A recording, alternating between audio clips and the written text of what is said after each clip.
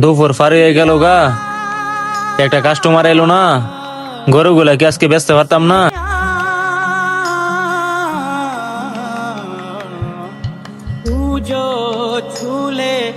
এবার কুরবানির তো গরুটা বেচা আমার যে ঋণ গুলো আছে ঋণ গুলা দিমু, আর আমার বউ লেগে একটা শাড়ি কিনমু।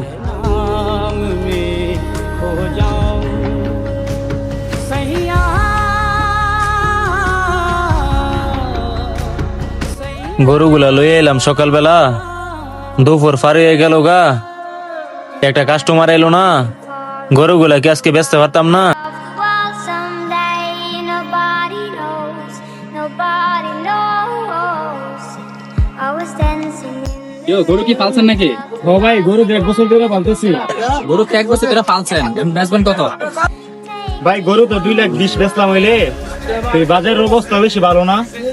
আপনি একবারে নিলে 2 লাখ পারবো। ভাই বাজারের অবস্থা বেশি ভালো না, কারণ যদি এটা বেচেন এটা 2 লাখ টাকা পাইতেন না। 1,80,000 হইলে কোন কাস্টমার আইনা দেই বেচালাম, আমার 5,000 টাকা। গরুটা যদি না বেশি তাহলে আমার ঋণটা দেওয়া হবে না, আর ঈদের দিন আমার খালি হাতে থাকতে হইব। থাক, বেচালাই গরুটা। ভাই সময় তো শেষ, গরু তো বিক্রি করা লাগবো। আপনি কাস্টমার না দেন। ভাই আমি কাস্টমার আইনা দেবো, কাস্টমার যাতেই কক আপনি করবেন আর 10,000 বেশি দাম লাগবে। আচ্ছা ভাই ঠিক আছে, আপনি আনেন। ভাই গরু লাগবে না কেমন কো? গরু তো একটা লাগবো, তুই কি গরু ফালেন নাকি? ভাই গরু তো আগে পালি না, আর বড় ব্যাটা পালছে, এটা বেচবো আর কিনলে আইয়েন। চলেন ভাই গরুটা দেখে দিলে। ভাই গরু কেমন পছন্দ হয়েছে? ভাই গরু তো পছন্দ হয়, ও গরুর দাম কত? ভাই গরু বেশি কইতাম না, যদি আপনারা নেন 2.5 লাখ দিতে হবে। ভাই হারাই মারাই না, একবারে গরুর দাম পাইবেন 1,80,000। ভাই আপনি যদি নেন 2.5 লাখ বলছে না, আপনি 5,000 টাকা কম দিয়েন। ভাই একটু সাইডে আইয়েন। আপনারা তো দেখছেন গরু কি দাম, আমি গরুটা 90,000 দিয়ে নিয়ে দিমু, আপনারা আমার 5,000 টাকা দেওয়া লাগবো। ভাই আপনারা 5,000 কি দেওয়া লাগবো?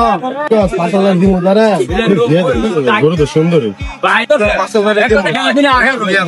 ভাই এনে গিয়ে আপনারা গরুর দাম অসিকতে বেশি বাড়াইবেন না।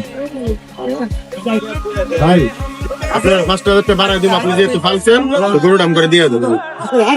এটা 80 কইছে আগে দিয়ে দেন ভালো হইব।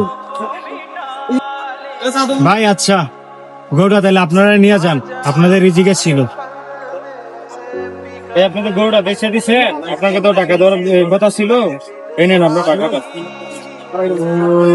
ঠিক আছে ভাই, ভালো থাকবেন।